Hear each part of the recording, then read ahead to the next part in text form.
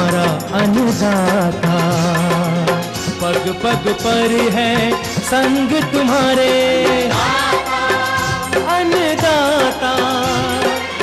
लहू किसानों का बन के पसीना सींचता है धरती का सीना। मेहनत का तेरी हक दिलवाने, नई तकनीक नई खोज बताने। पशुधन को गुणवान बनाना, पौध सुरक्षा को सिखलाना, खेती के सब गुर समझाने, भारत का सरताज बनाने। आठों पहर है संग तुम्हारे अन्नदाता, अन्नदाता। सुप्रभात। सूरज की पहली किरण और पक्षियों की कलरव ध्वनियों के साथ मैं साइमा आप सभी दर्शकों का अन्नदाता कार्यक्रम में स्वागत करती हूं। चलिए सबसे पहले देखते हैं क्या है विशेष आपके लिए आज के कार्यक्रम में। बदलते मौसम में दुधारू पशुओं की देखरेख पर जानकारी,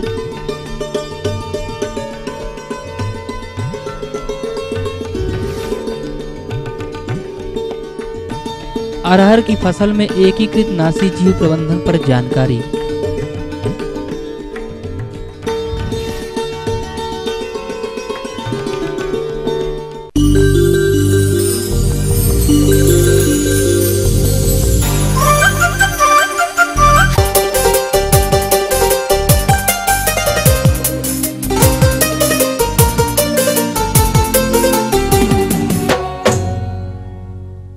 दलहन वर्गीय फसलों में अरहर का प्रमुख स्थान है। जिन किसान भाइयों ने अगेती अरहर की समय से बुआई किए होंगे, उनकी फसल इस समय 2 से 3 माह की वृद्धि विकास की अवस्था पर होगी। तो किसान भाइयों, किसी भी फसल से अच्छी पैदावार की आशा तभी की जा सकती है जब उसे कीटों से मुक्त रखा जाए। तो इसी के अंतर्गत आज हम चर्चा करेंगे अरहर में लगने वाले विभिन्न प्रकार के कीटों की, क्योंकि प्राय देखा जाता है कि किसान भाइयों को इसमें लगने वाले कीटों के कारण एवं निवारण की समुचित जानकारी न होने के कारण सही नियंत्रण उपायों को नहीं अपनाते हैं तथा आनन फानन में किसी भी रसायन का असंतुलित मात्रा में घोल बनाकर छिड़काव कर देते हैं, जिससे बात बनने के बजाय और बिगड़ जाती है। फलस्वरूप लागत बढ़ने के साथ साथ कीटों का प्रकोप भी बढ़ जाता है और कालांतर में किसान भाइयों को आशा के अनुरूप उत्पादन प्राप्त नहीं हो पाता है। अतः किसान भाइयों, अरहर की फसल में इस समय लगने वाले विभिन्न प्रकार के कीटों के समेकित नियंत्रण हेतु प्रस्तुत है कार्यक्रम का यह अंश।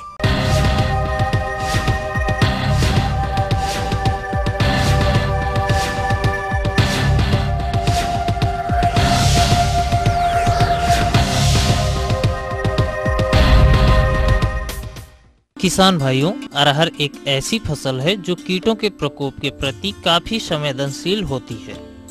अरहर की फसल पर लगभग 250 प्रकार के कीटों का प्रकोप होता है। इनमें से 1 दर्जन कीट मुख्य रूप से फसल को हानि पहुंचाते हैं। चूंकि इस समय फसल 30 से 60 दिन की विभिन्न अवस्थाओं पर खेतों में खड़ी है, इसलिए पहले चर्चा करते हैं इस समय लगने वाले प्रमुख कीट पत्ती लपेटक कीट की पहचान और प्रबंधन पर। इस कीट की मादा अपने अंडे पत्तियों की कलियों तथा कोमल पत्तियों पर देती है। 2-3 दिनों में अंडे से गीडारें निकलती हैं, जो कि हल्के पीले रंग की होती हैं। यह शिखर की पत्तियों को मोड़कर उसमें जाल बनाती हैं और इसी में छिपी रहती हैं तथा भीतर से पत्तियों को खाती रहती हैं। इसी प्रकार एक से दूसरे से तीसरे पत्तियों को प्रभावित करती रहती हैं। उचित समय पर इसका निदान नहीं करने पर इनका प्रभाव फूल एवं फलियों बनने तक भी बना रहता है। इस कीट के नियंत्रण की बात की जाए तो सबसे पहले आपको अपने खेत को खरपतवार मुक्त रखना होगा। फिर भी यदि कहीं कहीं पर इनका प्रकोप दिखाई दे रहा है, उस दशा में आप नीम आधारित रसायनों का छिड़काव हेतु प्रयोग करें, जिन्हें कि 15 दिन के अंतराल पर सुरक्षात्मक दृष्टि से छिड़काव करते रहना चाहिए। परंतु इसके प्रयोग के बावजूद भी अगर कीट नष्ट नहीं हो रहे हैं और कीटों का प्रकोप आर्थिक क्षति स्तर को पार कर रहा है, तब आप रासायनिक कीटनाशी का प्रयोग करें, जिस हेतु मोनोक्रोटोफास दवा या क्विनोलफास दवा 2 मिलीलीटर मात्रा प्रति लीटर पानी की दर से प्रयोग कर सकते हैं। इन रसायनों का प्रयोग करने से पौधों के ऊपर रहने वाले अन्य कीट भी नष्ट हो जाते हैं।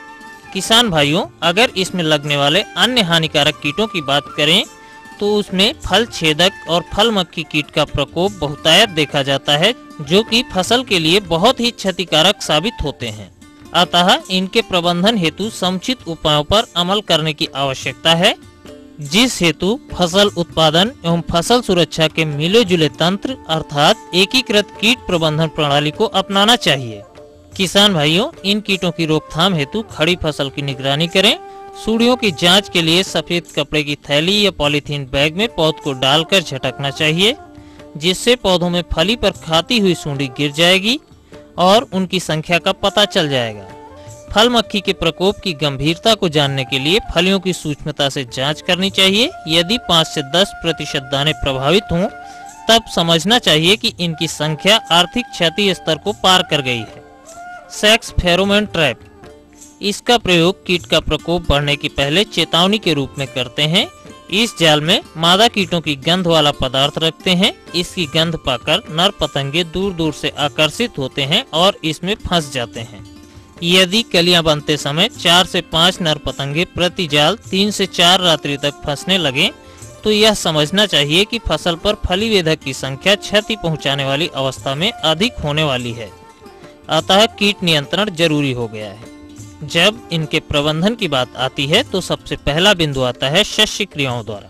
इसमें गर्मी के महीने में खेत की गहरी जुताई करना, समय पर फसल की बुआई करनी चाहिए जिससे हानिकारक कीटों का प्रकोप कम हो सके।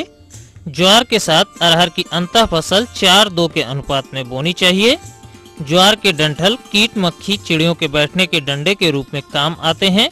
इसके साथ ही ज्वार की कटाई के बाद दवा छिड़काव के लिए उपयुक्त रास्ता बन जाता है।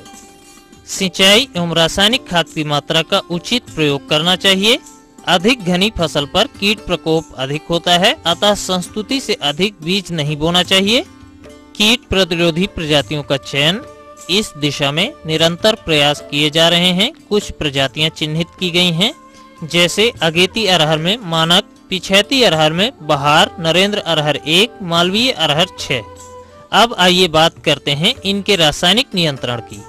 अगेती अरहर में कीट नियंत्रण के लिए 3 से 4 बार छिड़काव आवश्यक है। पहला छिड़काव फूल आने के समय काकोला भृंग एवं पत्ती मोड़क के विरुद्ध 0.04% मोनोक्रोटोफॉस का छिड़काव करना चाहिए। दूसरा छिड़काव फलियां बनने के उपरांत दाना भरने के समय चना फली वेधक की कली, तितली, फल मक्खी और धब्बेदार कली भेदक का प्रकोप होता है। इसके नियंत्रण के लिए 5% निमौली के सत या ऊपर बताए गए रसायन मोनोक्रोटोफॉस का छिड़काव करना चाहिए। यदि फली भेदकों का प्रकोप जारी रहे तो निमौली का 5% सत व्यावसायिक नीम के उत्पाद अथवा NPV विषाणु का 350 सूढ़ी समतुल्य के घोल का छिड़काव करना चाहिए 3री या 4थी बार। किसान भाइयों, यहाँ पर एक सावधानी अवश्य रखी जाए कि चना फली वेधक में अरहर की सूढ़ी को प्रथम या द्वितीय अवस्था में ही नियंत्रित करना चाहिए। छिड़काव मशीन एवं कीटनाशक दवाओं का प्रबंधन फसल में फूल आने से पूर्व ही कर लें, जिससे युद्ध स्तर पर बिना समय रोके इन हानिकारक कीटों को नियंत्रित किया जा सके। कार्यक्रम में लेंगे एक छोटा सा कॉमर्शियल ब्रेक। जल्द लौटेंगे कुछ और जानकारियों के साथ। स्वयं एग्रो पेश करते हैं विदेशी तकनीक से बना special steel temper blade, Bharat का एकमात्र डीजल और समय की बचत करने वाला स्वयं रोटावेटर।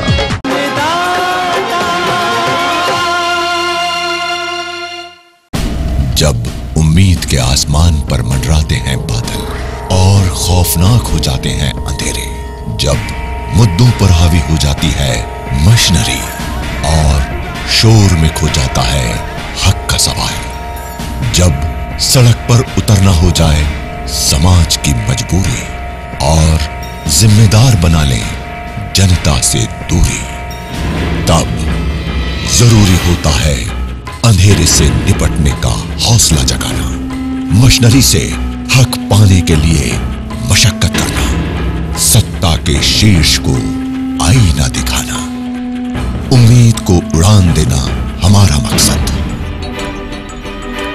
क्योंकि उम्मीद मतलब ETV न्यूज़।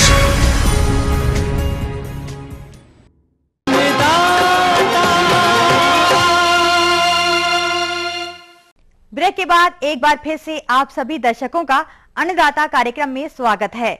बढ़ते हैं अगली प्रस्तुति की ओर।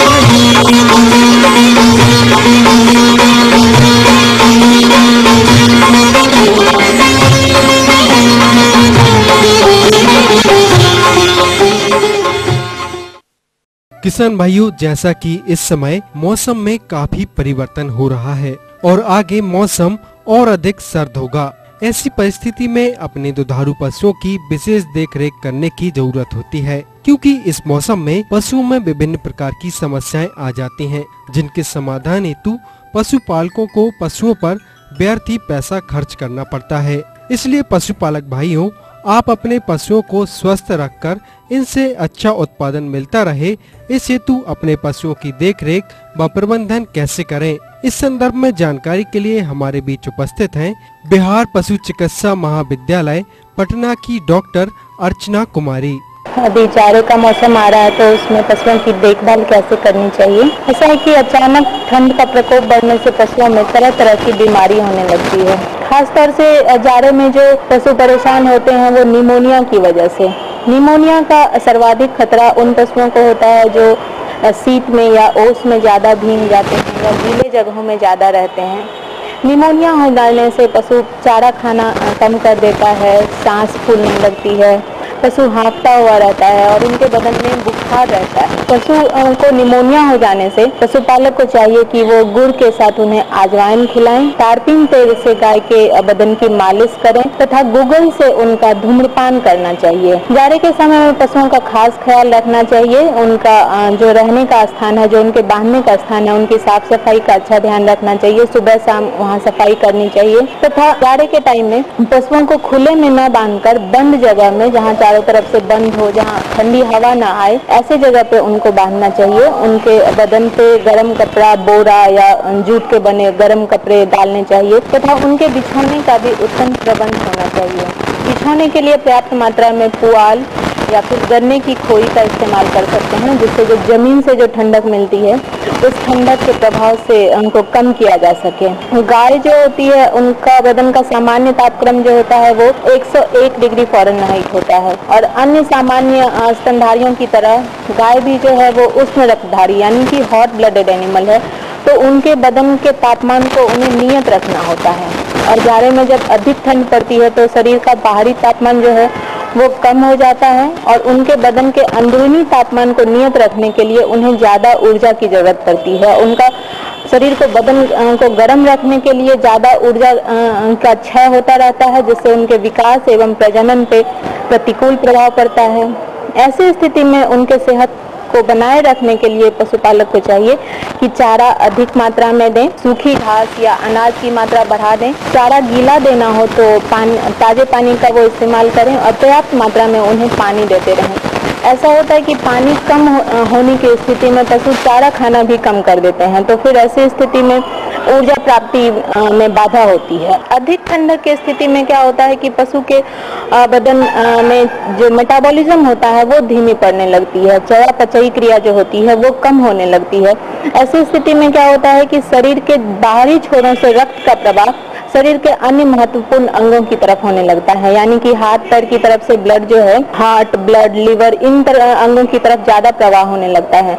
तो शरीर के जो बाहरी अंग है उनको आहत होने की संभावना जो है वो ज्यादा हो जाती है। इसमें आंख, कान, नाक, थन, जिस्म, ये सब जो है वो आहत होने की संभावना ज्यादा होती है। इनकी श्वसन गति और हृदय गति धीमी पड़ने लगती है, चेतना शून्य हो सकते हैं पशु और उनकी मृत्यु भी हो सकती है। तो ऐसी स्थिति में क्या करना चाहिए, पशुपालक को अपने पशु को ज्यादा से ज्यादा बंद स्थान में रखना चाहिए। उनके बदन पे गर्म कपड़े होने चाहिए तथा जिस जगह वो बंधे हो उस जगह को यथासंभव गर्म रखने का प्रयास करना चाहिए। जाड़े के समय में खुरपका मुंहपका रोग का भी प्रकोप ज्यादा देखा गया है। खुरपका मुंहपका रोग क्या होता है, एक विषाणु जनित रोग है। इसमें क्या होता है कि शुरुआत में तो पशु के बदन का तापमान ज्यादा हो जाता है, फिर उनके मुंह से लार आने लगती है, उनके जीभ में छाले पड़ जाते हैं और धीरे धीरे ये छाले जो हैं घाव का रूप धारण कर लेते हैं। फिर इसी तरह के घाव खूर में भी हो जाते हैं, उनमें कीड़े पड़ जाते हैं तथा रोग की भयानक स्थिति में पशु की मृत्यु भी हो सकती है। तो ऐसी स्थिति में खुरपका मुंहपका रोग से बचने के लिए पशुपालक भाई को खुरपका मुंहपका रोग से संबंधित टीके आते हैं, तो उनका टीकाकरण करवा लेना चाहिए। मुंह में जो छाले पड़े हैं उनमें बोरोग्लिसरीन लगाना चाहिए तथा उन्हें खाने के लिए नरम चारा देना चाहिए। कभी कभी जाड़े में पशु जो हैं वो जबरदस्त डायरिया उन्हें हो जाता है। जबरदस्त डायरिया होता है तो फिर पतले दस्त होने लगते हैं, भूख नहीं लगती है और पानी की कमी हो जाती है, डिहाइड्रेशन हो जाता है। तो वैसे समय में पशु चिकित्सक से संपर्क करना चाहिए और गुनगुने पानी में नमक और चीनी का मिश्रण मिलाकर उन्हें लगातार पिलाते रहना चाहिए। तो इन छोटी छोटी बातों का ध्यान रख के हमारे पशुपालक भाई जाड़े में होने वाली परेशानी से अपने पशुओं का बचाव कर सकते हैं।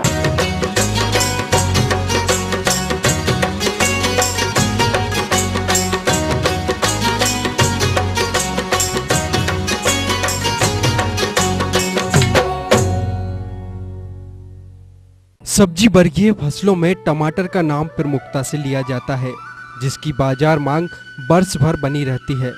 इसी कारण बहुत से किसान टमाटर की खेती वर्ष पर्यंत करते हैं, परंतु आज भी वह उत्पादन नहीं ले पाते जो कि उन्हें मिलना चाहिए। यदि इसके कारणों पर गौर करें तो पाएंगे कि अधिकांश कृषक परंपरागत ढंग से जैसे देसी बीजों से तैयार नर्सरी पौध का चयन, खेत की तैयारी ठीक प्रकार से न करना, असंतुलित मात्रा में उर्वरकों का प्रयोग, असमान दूरी पर पौधरोपण तथा रोपण के उपरांत प्रबंधनों को समय से न अपनाना इत्यादि। हम अभी टमाटर का खेती कर रहे हैं, लगाया हुआ 45 दिन हो गया है। अभी मैं इसमें खरपतवार साफ कर रहे हैं दूसरा बार, और खरपतवार साफ करके अभी जो हम निकवन कर रहे हैं, और इसलिए कि मतलब कि मेरा पौधा में फल में कीटाणु ना पड़े, इसलिए मैं खरपतवार को निकाल दे रहा हूं और उसके बाद निकाल के अपना खाद भी सही मात्रा में डाल रहा हूं। 1 एकड़ में 50 केजी के लगभग। हर 10 दिन में एंडोफिल 1 लीटर पानी में 2 ml मिला के डालता हूँ। इस तरह से 15-20 दिन के बाद फिर इसमें निकवन करेंगे और फिर खाद डालेंगे और 20-25 दिन के अंदर मेरा टमाटर पकना शुरू हो जाएगा, उस समय तोड़ना शुरू कर देंगे। अब आइए जानते हैं टमाटर की खेती के बारे में विस्तार से। पहले है कि मिट्टी का चुनाव, मिट्टी का इसका लोमी मिट्टी जो दोसर मिट्टी जिसको कहते हैं, इसमें उत्पादन अच्छा होता है। काली मिट्टी जो क्ले सॉइल कहते हैं, इनके यहाँ बल्कि अच्छी खेती होगी बनिस्पत की दोसर मिट्टी से। पहली जुताई मिट्टी पलटने वाले हल से करने के पश्चात 3 से 4 जुताई कल्टीवेटर से कर लेना चाहिए और प्रत्येक जुताई के पश्चात पाटा लगाकर मिट्टी को भुरभुरा व समतल बना लेना चाहिए। अगर जुताई के समय भूमि में पर्याप्त नमी न हो तो पलेवा करने के बाद ही जुताई शुरू करना चाहिए। 100 से 125 क्विंटल पर हेक्टेयर के हिसाब से आपको काउ डंग या फार्म यार्ड मैन्योर या वर्मी कंपोस्ट देते हैं तो 75-80 किलो के हिसाब से जरूर डालिए।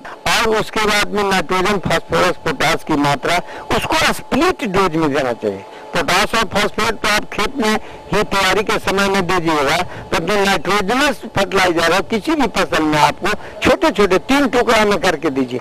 पहला है कि लगाने के पहले आप खेत की तैयारी कर रहे हैं उसमें लगा दीजिए, और लगाने के 1 महीना के बाद में आपको थोड़ा नाइट्रोजन का 1/3 भाग जितना भी अनुशंसा उसकी 1/3 भाग दीजिए। परंतु नाइट्रोजन देने का मतलब ही नहीं कि नाइट्रोजन इसका किनारे बेस प्लेसमेंट जिसको कहते हैं, इसको रूट प्लेसमेंट किया जाता है। रूट के बगल में साइड में आप दीजिए और 1 महीना के बाद में दे करके उस पर मिट्टी चढ़ाने का काम जरूर कीजिए। दूसरी बात है खेती टमाटर की खेती करने में कि आपको इसके लिए बीजवा तैयार करना पड़ता है। अभी जो लगाना चाहते हैं या लगाने जा रहे हैं उसके लिए बीजवा की तैयारी आपको जुलाई-अगस्त में नहीं करना है। पहले का बीजवा आपका तैयार है या बीजवा मिलता है, उस बीजवा को आप लगाइए। और किस्मों में टमाटर में बहुत तरह का किस्म है, मार्गोरेज है, पूसा रूबी है, पंजाब छुहाड़ा है, अलंकार है, बहुत सी वैरायटियां है। क्योंकि पूसा रूबी सबसे अभी अच्छा है और राजेंद्र टमाटर भी है, बहुत सी वैरायटी निकल गई है। किसान बंधु किस्मों का चुनाव अपनी आवश्यकता के अनुसार उसके हिसाब से किस्म का चुनाव मौजूद है। तो किसान भाइयों, इन किस्मों में से किसी एक का चयन कर आप टमाटर की रोपाई कर सकते हैं। अब आइए बात करते हैं रोपाई प्रबंधन की। तो किसान भाइयों, साधारणतः 4 से 5 पत्तियों वाली तैयार पौध जिसकी ऊंचाई 15 से 20 सेंटीमीटर हो गई हो, रोपण के लिए उपयुक्त होती है। रोपण से 3 से 4 दिन पूर्व ही पौधशाला में सिंचाई करना बंद कर देना चाहिए। पौध हमेशा विश्वसनीय स्थान से ही खरीदना चाहिए। पौध कीट व रोगों से मुक्त होना चाहिए। इसके अलावा कार्बन डाइजिम नामक दवा की 3 ग्राम मात्रा प्रति लीटर पानी के हिसाब से घोल बनाकर पौध उपचार कर लेना आवश्यक होता है। टमाटर की रोपाई के लिए कतार से कतार की दूरी 75 सेंटीमीटर रखना चाहिए तथा पौधे से पौधे की दूरी 60 सेंटीमीटर होना चाहिए। जिन खेतों में पानी भराव की समस्या रहती है, उन खेतों में आप रेजर के द्वारा मेड़ बनाकर उसके ऊपर ही टमाटर की रोपाई करें, जिससे जल निकास की उचित व्यवस्था बनी रहती है। अब आइए बात करते हैं सिंचाई प्रबंधन की। तो किसान भाइयों, पौधरोपण के बाद 2 से 3 दिन तक हजारे से हल्की सिंचाई करें या रोपण के पश्चात सिंचाई इस प्रकार करें जिससे पौधे अच्छी प्रकार से वृद्धि कर सकें। अब आइए बात करते हैं खरपतवार प्रबंधन की। अच्छी फसल के लिए खरपतवारों का नियंत्रण करना आवश्यक होता है। लघु एवं सीमांतर कृषक निराई गुड़ाई द्वारा स्वयं ही खरपतवारों का नियंत्रण कर लेते हैं, परंतु वर्तमान समय में कृषि मजदूरों के अभाव में निराई गुड़ाई करना अत्यंत कठिन और महंगा हो गया है। अतः रासायनिक दवाओं का छिड़काव करके हम कम लागत में ज्यादा क्षेत्र का खरपतवार नियंत्रण आसानी से कर सकते हैं।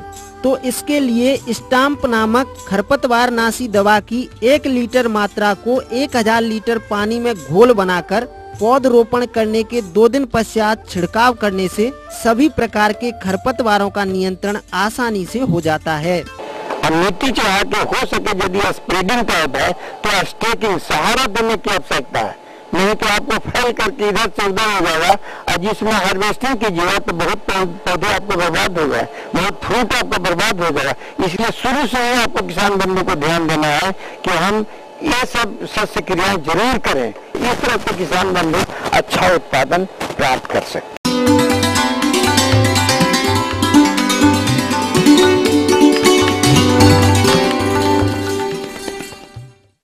अन्नदाता हेल्पलाइन निःशुल्क फोन संपर्क सेवा के माध्यम से पूछे गए प्रश्नों में से चयनित प्रश्न और उनका जवाब इस प्रकार है। ग्राम रातू रोड, जिला रांची के कृषक जयंत महतो, आप अन्नदाता निःशुल्क फोन संपर्क सेवा के माध्यम से फव्वारा सिंचाई तकनीक के बारे में जानकारी चाहिए। तो जयंत महतो जी, आपकी जानकारी के लिए प्रस्तुत है कार्यक्रम का यह अंश। की सिंचाई की इन परंपरागत विधियों में सिरों से क्यारी तक पानी पहुंचाने के दौरान क्यारी में अधिक पानी भरने से इसकी अधिकांश मात्रा लगभग 80% मात्रा मिट्टी की निचली सतहों में चली जाती है, जो फसल के काम नहीं आती। अतः जहां तक संभव हो सिंचाई के लिए आधुनिक सिंचाई पद्धतियां यथा फव्वारा सिंचाई एवं बूंद बूंद सिंचाई पद्धति का उपयोग करना चाहिए। लेकिन अभी भी इन पद्धतियों को काफी क्षेत्रफल में अपनाया नहीं जा रहा है, जबकि भविष्य में इन पद्धतियों को बढ़ावा देने के लिए किसानों को जागरूक करना होगा और इसके लिए जरूरी है कि इन पद्धतियों के लाभ एवं महत्व की जानकारी हो। तो आज हम यहाँ जिस विषय पर चर्चा करेंगे वह है बौछारी सिंचाई पद्धति, जो कि मुख्य तौर पर उन क्षेत्रों के लिए अधिक उपयोगी है जहां पर वर्षा आधारित खेती की जाती है। ऐसी स्थिति में यदि हम फव्वारा सिंचाई पद्धति को बढ़ावा देते हैं तो किसान भाइयों को हम उतने ही पानी में कम से कम दोगुना क्षेत्रफल सिंचाई कर सकते हैं। इसके लिए कुछ मुख्य घटकों की आवश्यकता होती है, जिसमें मोटर पंप, यदि आप उर्वरक देना चाहते हैं तो उर्वरक टैंक, दबाव नियंत्रण करने के लिए कंट्रोल रूम, पाइप एवं एमीटर्स होते हैं। एमीटर्स वो होते हैं जो फिल्टर पर पानी को उत्सर्जित करते हैं। साथ ही साथ यदि हमें फ्लैट खेत में पानी देना होता है तो इसके लिए हमें 1.5 से 2 किलोग्राम प्रति वर्ग सेंटीमीटर का दबाव बनाकर रखना चाहिए, जिससे पानी का समान रूप से वितरण आपके खेत में हो सके। किसान भाइयों, फवारा चलाने की अवधि फसल एवं मिट्टी के प्रकार पर निर्भर करती है। सामान्यतः बुवाई से पूर्व 3 से 4 घंटे व खड़ी फसल में 2 से 3 घंटे इसको चलाना चाहिए।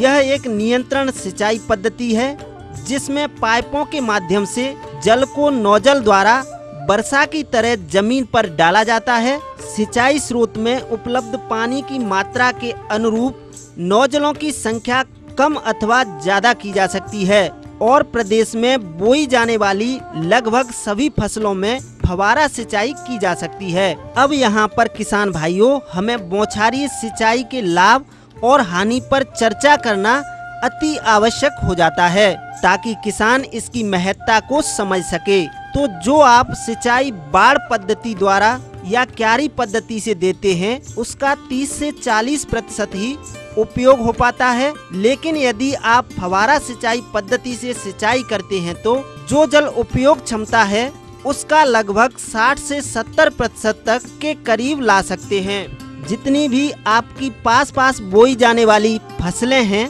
उनमें आप इससे सिंचाई आसानी से कर सकते हैं। जहां तक आदान के उपयोग की बात है तो इसके माध्यम से आप जो उर्वरक देते हैं उसकी उपयोग क्षमता बढ़ जाती है। अगर आपका खेत ऊंचा नीचा या असमान वितरण वाला है तो ऐसी स्थिति में सामान्य विधि से सिंचाई करना काफी मुश्किल हो जाता है, लेकिन यदि आप बौछारी सिंचाई पद्धति से सिंचाई करते हैं तो सिंचाई आसानी से हो जाती है। यदि आपको नर्सरी लगानी है तो नर्सरी के लिए यह पद्धति सबसे उत्तम मानी जाती है, क्योंकि अधिकांशतः नर्सरी और आजकल फूलों की खेती भी ग्रीन हाउस या पाली हाउस में होने लगी है और पाली हाउस के अंदर बौछारी सिंचाई विधि लगाकर उससे उचित आर्द्रता की स्थिति बनाई जा सकती है। किसान भाइयों, इसके लाभ के साथ साथ कुछ हानियां भी हैं जो कि आपको इस पद्धति को अपनाने से रोकती हैं। यदि आपका पानी लवणीय या क्षारीय है तो इस पद्धति में जहां पानी उत्सर्जित होता है अर्थात एमीटर्स बंद हो जाते हैं, इसलिए आपको इनकी समय समय पर साफ सफाई करते रहना चाहिए। और सबसे महत्वपूर्ण बात, तकनीकी रूप से दक्ष नहीं होंगे तो इस तकनीकी को अपनाने में उनके सामने मुश्किलें आ सकती हैं। साथ ही जो फसलें दूर दूर लगाई जाती हैं उसमें आप बौछारी सिंचाई पद्धति का उपयोग नहीं कर सकते हैं। अगर आपके यहाँ हवाएं बहुत तेज चलती हैं तो ऐसी स्थिति में भी आप फवारा सिंचाई का प्रयोग नहीं कर पाएंगे। लेकिन इन सब बातों से परे अगर इसके उपयोग की तरफ ध्यान दिया जाए तो इसमें लाभ का प्रतिशत बहुत ज्यादा है। और यदि आप फवारा सिंचाई पद्धति को अपने प्रक्षेत्र पर अपनाते हैं तो न केवल एक मुख्य आदान पानी उसको बचा सकते हैं बल्कि उसके साथ ही अपनी उत्पादकता को काफी हद तक बढ़ा सकते हैं। हम ये उम्मीद करते हैं कि आज का कार्यक्रम आप सभी दर्शकों के लिए उपयोगी रहा होगा। किसान भाइयों, अन्नदाता आपकी सेवा के लिए संकल्परत है। कृषि संबंधित समस्या एवं सुझावों के लिए आप हमें इस पते पर संपर्क कर सकते हैं। प्रोड्यूसर अन्नदाता, ETV Bihar Jharkhand, Ramoji film city Hyderabad 501512। साथ ही आप हमें ईमेल भी कर सकते हैं। हमारा ईमेल है annadatabihar@etv.co.in।